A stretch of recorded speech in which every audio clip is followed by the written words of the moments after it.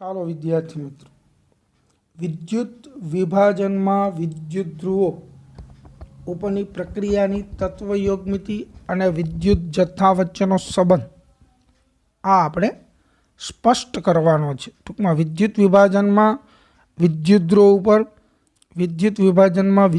ઉપરની પ્રક્રિયાની તત્વયોગમિતિ અને વિદ્યુતના જથ્થા વચ્ચેનો સંબંધ સ્પષ્ટ કરો. તો એના માટેના મુદ્દાઓ આપણે સમજીએ બાળકો, આપણે ખ્યાલ આવશે.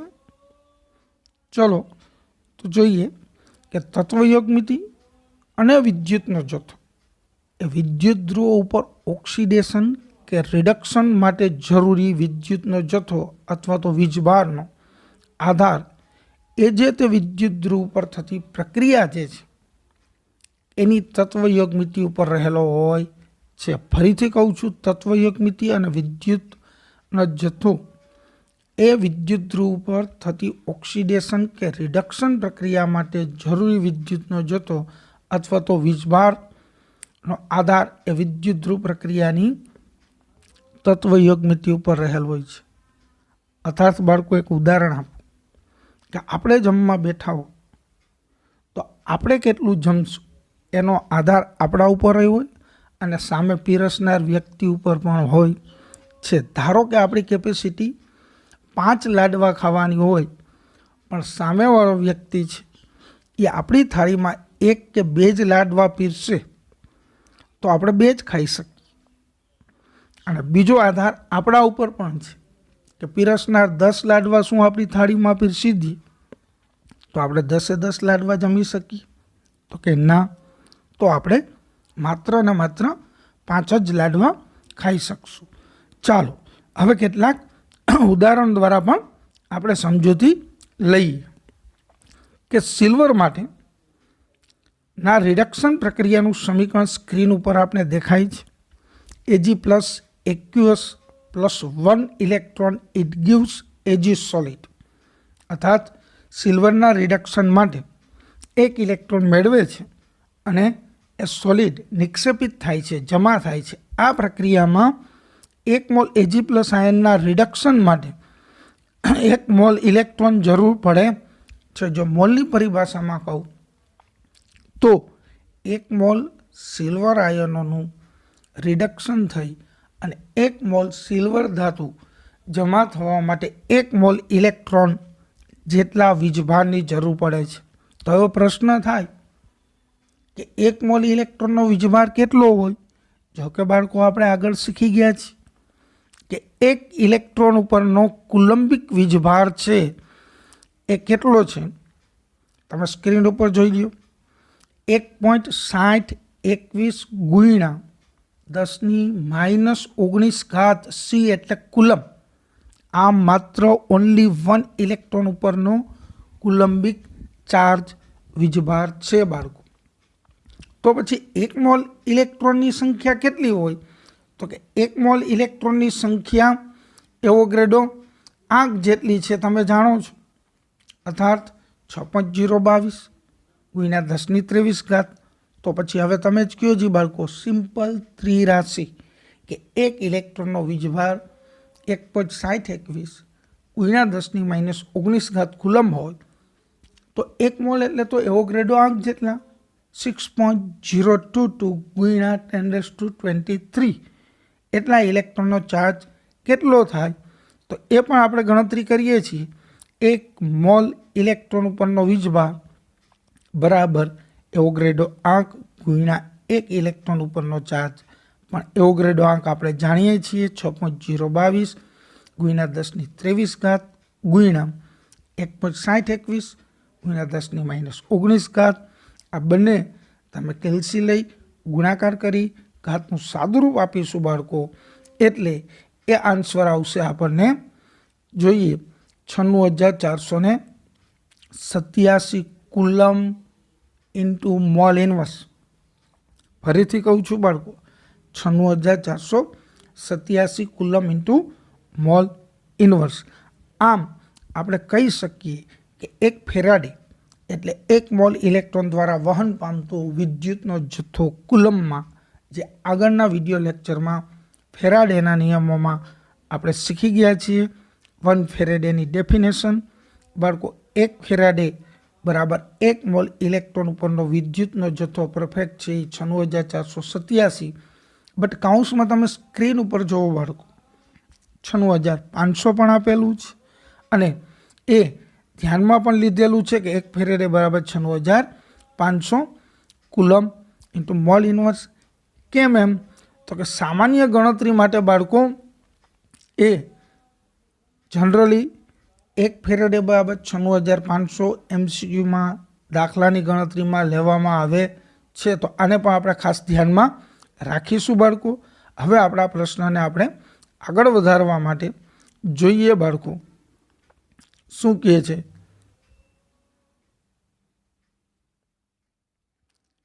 સામાન્ય રીતે વિદ્યુત વિભાજનની પ્રક્રિયામાં વિદ્યુત પ્રવાહ I એમ્પિયરમાં હોય, સમય સેકન્ડમાં હોય છે. અને આપણે એ પણ જોયું આગળના વિડીયોમાં કે શરૂઆતમાં કિલોમીટર હતું, પણ એના કરતાં હાલના સમયમાં વિદ્યુતનો જથ્થો તમે જ્યારે વિદ્યુત વિભાજન કોષમાંથી વીજ પ્રવાહ પસાર કરો એ કુલમમાં કેલ્ક્યુલેશન કરવી હોય તો Q = IT થાય છે. હું ફરીથી કહું છું, સામાન્ય રીતે વિદ્યુત વિભાજનની પ્રક્રિયાઓમાં વિદ્યુત પ્રવાહ એમ્પિયરમાં અને સમય સેકન્ડમાં હોય છે. અર્થાત પસાર થતો વિદ્યુત જથ્થો કે વીજભાર Q = IT મુજબ ગણતરી કરવાની થતી હોય છે. ચાલો, એ આપને ખબર પડી ગઈ છે બાળકો. હવે જોઈએ વિદ્યુતધ્રુવ ઉપર નિપજતા પદાર્થ. જે વિદ્યુતધ્રુવ ઉપર પદાર્થ જમા થાય છે એના માટે જરૂર પડતા વિદ્યુતના જથ્થાની ગણતરી કરવી હોય તો આપણે કઈ કઈ બાબતોને ધ્યાનમાં રાખશું? તો કે બાબત નંબર 1, વિદ્યુતધ્રુવ ઉપર થતી ઓક્સિડેશન કે રિડક્શન પ્રક્રિયા પહેલાં લખી નાખો. બાળકો આ મુદ્દો ખૂબ જ ઉપયોગી થવાનો છે MCQ માટે, દાખલા માટે. કે તમારે વિદ્યુતનો જથ્થો ગણવો હોય તો આપણે પહેલું કામ શું કરવાનું? તો કે વિદ્યુતધ્રુવ ઉપર એમાં જો એનોડ હોય તો એના ઉપર ઓક્સિડેશન પ્રક્રિયા હોય, કેથોડ હોય તો એના ઉપર રિડક્શન. એટલે અહીંયા આપને આપેલું છે ઓક્સિડેશન યા તો રિડક્શનની પ્રક્રિયા પહેલાં તો લખી જ નાખવાની છે. ક્લિયર? પછી મુદ્દા નંબર 2 શું કહે છે કે પ્રક્રિયા ઉપરથી 1 મોલ નિપજ રચાતી. જો એ પ્રક્રિયા ઉપરથી 1 મોલ નિપજ મળતી હોય એના માટે જરૂરી ફેરાડે નક્કી કરો. એ આપણે હમણાં ઉદાહરણ પણ જોઈએ છીએ કે આ પ્રક્રિયા ઉપરથી આપણે કોઈ પણ ધાતુ હોય, કોઈ પણ નિપજ હોય, એનો 1 મોલ મેળવવા માટે કેટલા ફેરાડે વિદ્યુત જથ્થો જોશે. અને એ સિમ્પલ ત્રિરાશિ છે બાળકો, જેના ઉપરથી આપણે ફેરાડેની પણ ગણતરી કરી શકશું. અને મુદ્દા નંબર 3 જે છે કે ફેરાડે પરથી આપણે જો વિદ્યુતનો જથ્થો એમ્પિયરમાં ગણવો હોય તો એમ્પિયરમાં પણ આપણે ગણી શકીએ છીએ. ચાલો બાળકો, આ વાત થઈ એની. હવે આપણે 1 by 1 એ ઉદાહરણ દ્વારા આ ત્રણેય મુદ્દાને આપણે વધારે સરળતાથી સમજીશું. તો ચાલો જોઈએ ઉદાહરણ નંબર 1. સ્ક્રીન ઉપર આપેલ છે કે સિલ્વર ધાતુના નિક્ષેપણમાં થતી પ્રક્રિયા પહેલાં લખો. આપણે ઉપર આપેલ જ છે. સૌથી પહેલાં એની પ્રક્રિયા લખો. તો એની પ્રક્રિયા કઈ હોય સિલ્વરના રિડક્શનની? તો કે Ag+aqus 1 mall electron it gives 1 mall silver. નીચે આપેલું પણ છે બાળકો, બરાબર. શું આપેલું છે? 1 મોલ ઇલેક્ટ્રોનનો પ્રવાહ. અહીંયા 1 મોલ લ્યો તો અહીંયા 1 મોલ, અહીંયા 1 ઇલેક્ટ્રોન લ્યો તો અહીંયા 1 સિલ્વર પરમાણુ થાય. હંમેશા ધ્યાન રાખો, આ તત્વયોગમિતિ છે. ધોરણ 11થી આપણે શીખી ગયા છીએ બાળકો. આમ 1 મોલ ઇલેક્ટ્રોનનો પ્રવાહ અર્થાત 1 ફેરેડે વિદ્યુતનો જથ્થો એ આપણે બરાબર 1 મોલ સિલ્વર ધાતુ મેળવવા માટે જરૂર પડે છે. ક્લિયર? તો આ ઉદાહરણ 1 પૂર્ણ થયું. હવે ચર્ચા આપણે આગળ કરીએ તો આપણે વધારે ખ્યાલ આવશે. એના માટે આપણે ઉદાહરણ નંબર 2ની ચર્ચા કરીશું બાળકો. ચાલો, ઉદાહરણ નંબર 2 સ્ક્રીન ઉપર છે જ બાળકો. શું કીધેલું છે કે 1 મોલ મેગ્નેશિયમ ધાતુ જો મેળવવી હોય નિક્ષેપણ માટે, એટલે વિદ્યુતધ્રુવ ઉપર જમા થવા માટે કેટલા ફેરાડે વિદ્યુત પ્રવાહની જરૂર પડવાની છે બાળકો? એના માટે આપણે જોઈએ કે 1 મોલ Mg ધાતુના નિક્ષેપણ માટે જરૂરી વિદ્યુતનો જથ્થો ફેરેડેમાં. તો પેલું કામ કયું કરવાનું બાળકો? ચાલો બોલો. હમણાં જ આપણે 3 સ્ટેપ જોયા. આગળ કે સૌથી પહેલાં તો એની પ્રક્રિયા લખવાની. તો આ લેખી પ્રક્રિયા Mg2+ aqueous 2 mall electron it gives Mg solid. અને બરોબર સમીકરણ નીચે આવો બાળકો, હું રેડ કલરથી દર્શાવું છું. જોઈજો 2E એટલે 2 મોલ ઇલેક્ટ્રોન. તો સામે મેગ્નેશિયમની આગળનો સહગુણક 1 છે, અર્થાત 2 મોલ ઇલેક્ટ્રોનનો પ્રવાહ પસાર થાય. આ Mgની તત્વયુગ્મિતિ થઈ બાળકો. ત્યારે આપણને 1 મોલ મેગ્નેશિયમ ધાતુ મળે છે. ક્યારે?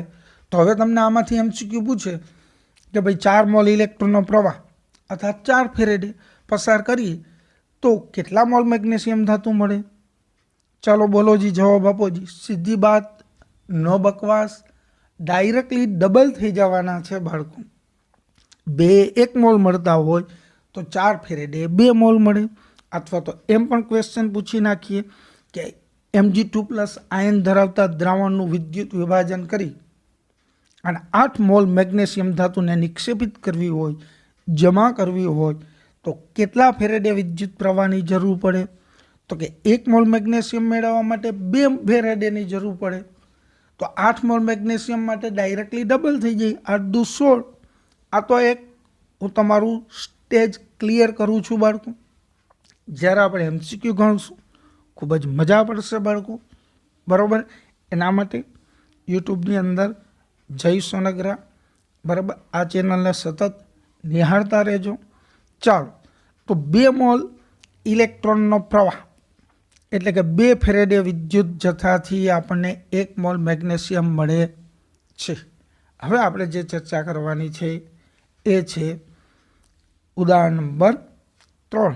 જોઈજો, આપણે એક પછી એક સિલ્વર, મેગ્નેશિયમ જો એની દરેકની તત્વયુગ્મિતિ અલગ છે. પહેલાં લાડવાનું ઉદાહરણ યાદ કરી લેજો. અને લાડવા યાદ કરીને મમ્મી સામે રાડો નહીં નાખતા કે ચાલ મમ્મી લાડવા બનાવી દે. સરે ક્યાં લાડવા યાદ કરાવી દીધા? રેડી? ચાલો, તો હવે ઉદાહરણ નંબર 3 જોઈએ આપણે કે 1 મોલ એલ્યુમિનિયમ ધાતુના નિક્ષેપણમાં જરૂરી વિદ્યુત પ્રવાહ. તો સૌથી પહેલાં એની પ્રક્રિયા સમીકરણ લખશું. L3+ 3 electron it gives 1 aluminium. જો મોલમાં લઈશું તો ત્યાં એની નીચે 3 મોલ ઇલેક્ટ્રોન અને 1 મોલ એલ્યુમિનિયમ મળે છે. આ એની તત્વયુગ્મિતિ ઉલટ સુલટ 3 ફેરેડે 1 મોલ અથવા તો 1 મોલ એલ્યુમિનિયમ ધાતુ મેળવવા 3 ફેરેડે વિદ્યુત પ્રવાહની જરૂર પડે છે. ચાલો, તો 3 મોલ ઇલેક્ટ્રોન એટલે કે 3 ફેરેડે વિદ્યુતથી આપણને 1 મોલ એલ્યુમિનિયમ ધાતુ મળે છે. તો આ ચર્ચા અહીંયા પૂર્ણ થઈ બાળકો. આ જ રીતના આપણે બધી ખબર પડવી જોઈએ, જે આપણે જ્યારે MCQની તૈયારી કરશું, દાખલા ગણશું, વધુમાં વધુ બાળકો પ્રેક્ટિસ કરશું. પણ એના માટે તમે મારી સાથે કનેક્ટેડ રહેજો. જય હિન્દ,